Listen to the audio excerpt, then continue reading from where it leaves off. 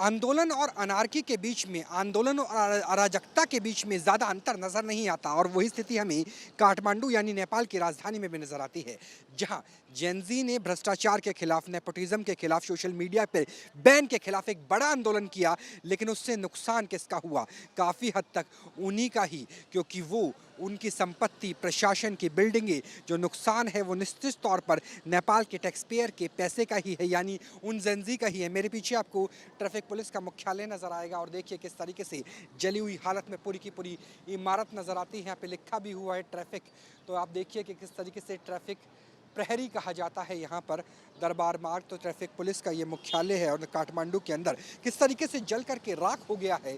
और समस्या ये है कि यहाँ पर हमें लगातार ये भी कहा जा रहा है कि अगर जेनजी की भीड़ आई तो हम आपको क्या बचाएं, हम खुद को नहीं बचा पाएंगे, लिहाजा जितना संभव हो उतनी जल्दी आप यहाँ पर काम करें और यहाँ से रवाना हो जाइए, क्योंकि यहाँ पर जो डॉक्यूमेंट है वो पुलिस नहीं मांगती है। पुलिस तो बहुत बार सिविलियन वर्दी में नज़र आती है। जो डॉक्यूमेंट्स हैं, जो फैसला है, जो आदेश है, वो जेनजी का है, जेनजी के आंदोलन का है। और वो स्थिति देखिए कि यहाँ पर सॉरी लिखा हुआ है, सॉरी दादा, और ये बेहद इमोशनल लाइन आपको यहाँ पे लिखी हुई नज़र आ जाएगी, सॉरी दादा, यानी हमने इस पूरी इमारत को आग के हवाले कर दिया, इसका हमें अफसोस है।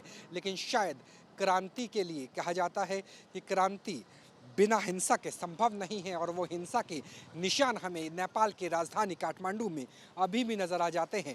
और यहाँ पे लिखा हुआ है सत्य सेवा और साथ में सॉरी दादा, यानी बड़े भाई को सॉरी कहा है उन जेनजी ने जिन जेनजी के विरोध प्रदर्शन में काठमांडू की बहुत सी इमारतें, लगभग 1/4 के आसपास राजधानी खाक में तब्दील हो गई है। तो यहाँ पे आप देखिए कि ये गाड़ी जो पुलिस की है नई आई है।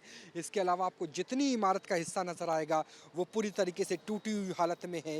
ये दरअसल एक बूथ हुआ करता था, इस बूथ से ही यहाँ पर ट्रैफिक का ऑपरेट किया जाता था। ये बीच में रखा हुआ था, यहाँ पे अगर कोई ट्रैफिक का संचालन है वो किया जाता था। ये देखिए किस तरीके से जली हुई हालत में, प्लास्टिक होगा शायद, ये नहीं, ये तो शायद नेपाल का झंडा है और वो भी जली हुई हालत में नज़र आता है।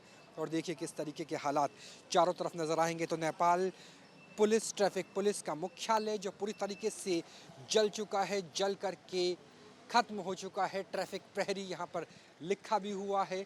और आग कितनी भीषण रही होगी इस बात का अंदाज़ा इस बात से लगा लीजिए कि जो शीशे हैं वो पिघल करके गिरे हैं, जो शीशे हैं वो पिघल करके टूटे हैं, और उसके बाद जो उसके निशान हैं वो हमें यहाँ भी नज़र आ जाते हैं। तो ये सिर्फ कांच का टुकड़ा नहीं है, ये बताने के लिए काफ़ी है कि जब आंदोलन हो और आंदोलन अराजकता में तब्दील हो जाए तो इस तरीके के हालात होते हैं नेपाल की राजधानी काठमांडू में, कि ट्रैफिक पुलिस का पूरा मुख्यालय टूटी हुई हालत में नज़र आ रहा है। और ये हालत बताने के लिए काफ़ी है कि यहाँ पर प्रशासन नहीं है, पुलिस नहीं है, केवल युवाओं के और बच्चों के हाथों में ही पूरी की पूरी सत्ता नज़र आ रही है। और शायद यही परिवर्तन फैसला करेगा कि नेपाल का आने वाला मुस्तकबिल क्या होगा। क्या वो राजशाही की तरफ जाएगा, लोकतंत्र की तरफ जाएगा, या भ्रष्टाचार के खिलाफ जिस आंदोलन की शुरुआत हुई है वो आंदोलन अपने आप में कुछ काया पलट करने की स्थिति में हो सकता है। कैमरा सहयोगी जयराम के साथ राहुल डबास, न्यूज़ नेशन, काठमांडू, नेपाल। जहाँ भक्ति है हर शब्द में, कथाओं में छुपे हैं दिव्य रहस्य, और ज्योतिष देता है जीवन को दिशा। धर्म से जुड़ी हर बातों को जानने के लिए हमारे चैनल स्तुति को सब्सक्राइब करें। चैनल पर जाने के लिए इस लिंक पर क्लिक करें।